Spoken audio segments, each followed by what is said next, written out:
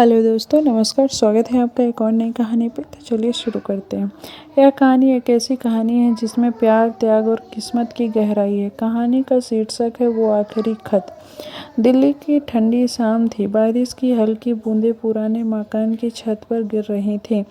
आरव अपनी पुरानी किताबों की अलमारी साफ कर रहा था। तभी उसे एक पीला सा लिफाफा दिखा। उस पर लिखा था आरव के नाम, अनाया।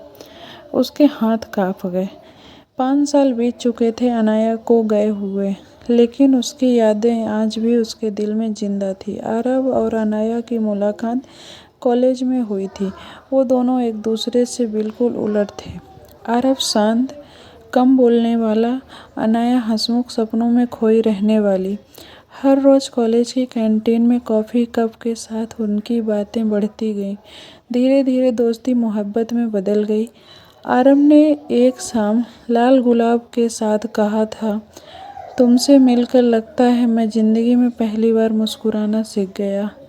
अनाया ने बस मुस्कुरा कर कहा था, तो अब ये मुस्कान कभी मुरझाने मत देना। पर किस्मत को कुछ और ही मंजूर था। अनाया को अचानक एक बीमारी ने घेर लिया, ब्लड कैंसर। वो चाह कर भी आरव को अपनी तकलीफ नहीं बताना चाहती थी। वो चाहती थी कि आरव उसकी यादों में हंसता हुआ चेहरा ही रखे, दर्द नहीं। इसीलिए एक दिन उसने बिना कुछ कहे आरव को छोड़ दिया। सिर्फ एक खत छोड़ा, अगर कभी मिलूं सपने में तो डांटना नहीं, बस मुस्कुरा देना। आरव उस दिन से बिखर गया।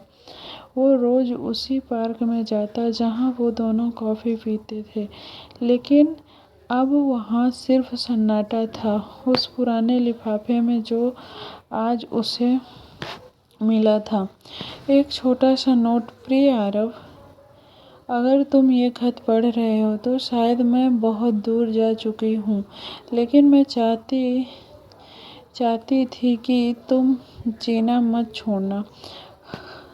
हर सूरज तुम्हें याद दिलाएगा कि मैं तुम्हारे दिल में अब भी रोशनी बनकर हूँ। तुम्हारी अनाया। आरव की आंखों में आंसू बहने लगे, पर उसके होठों पर मुस्कान थी। उसने खिड़की खोली, हवा का एक झोंका आया और उसे ऐसा लगा जैसे कोई कह रहा है, देखो मैंने कहा था ना, मुस्कुराते रहना। कहानी की सीख। सच्चा प्यार सिर्फ साथ रहने का नाम नहीं।